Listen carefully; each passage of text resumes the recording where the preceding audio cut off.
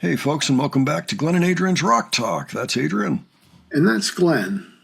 And today we're going to be taking a look at Band-Maid by request.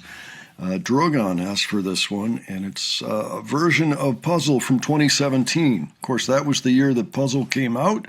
It was on the Just Bring It album. We've seen Moratorium from this show. That Puzzle was actually just starting as our reaction ended for Moratorium. So he thought it'd be good for us to continue. I know we've seen the song before. Adrian, do you have any thoughts ahead before we look at this? Well, I'm just looking forward to hearing the song again, seeing this live version of it and everything. Let's go ahead and do that. We'll take a look, and then we will talk about it afterwards. Alrighty.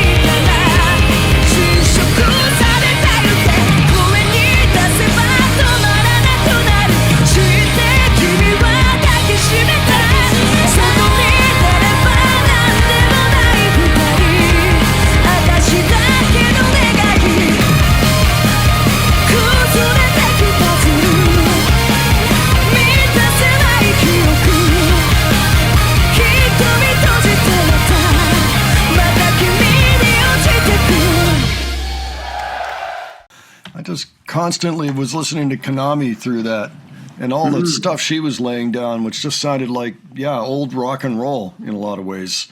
Yeah, very basic, but I mean, very classic too. I mean, it works. Yeah, even the fingerboarding at the end there reminded me a little bit of like Thunderstruck by AC/DC. It's that sort of But before that, there was a lot of 70s sounding riffing going on, and I just loved the guitar work throughout this whole song. And it was a little unusual too. I'm not surprised that it comes on their first actual album where they're putting all their own compositions out there. Before this record, everything was pretty much written by other people, for the most part, And so this is the first time they're pretty much writing their own stuff, and so it's early in that process. So maybe that's why the guitars sound a little different on this one than they do in other songs. So that's my thought. But what did you think, Adrian? Yeah, it had all the righteous licks and riffs you would come to expect from Band-Maid. Just like, the way it began, too, for example, it starts innocently enough with some synthesizer sequencer background, and then the song crashes in as if like through a wall. It was interesting having the words up there. I wasn't expecting that. Yeah, it's just the lyrics being on the screen did kind of distract from the song, in my opinion, anyway, to me. But there's just something about it, the way it was put together, just the guitar lines in particular, just seemed like they come from somewhere else, like they were trying other things. And that happens. There's a certain attrition that goes on as you make albums.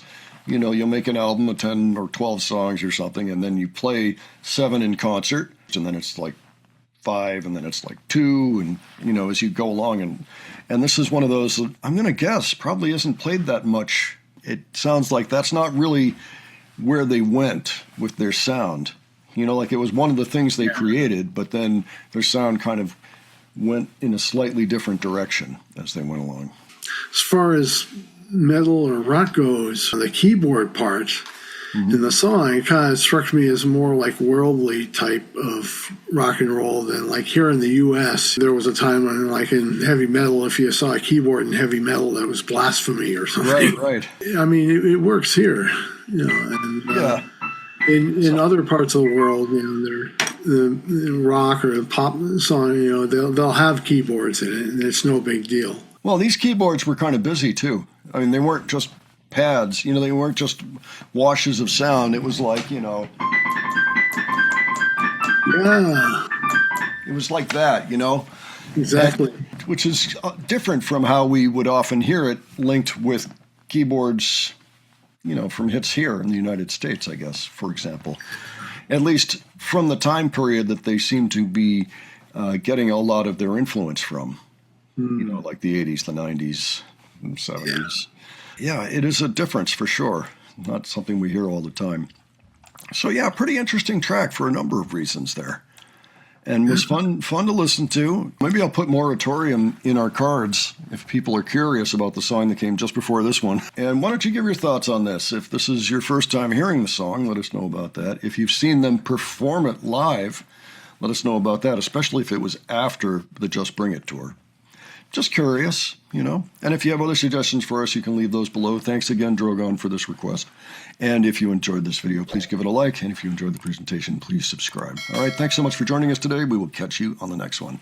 Take care, folks. See you all later.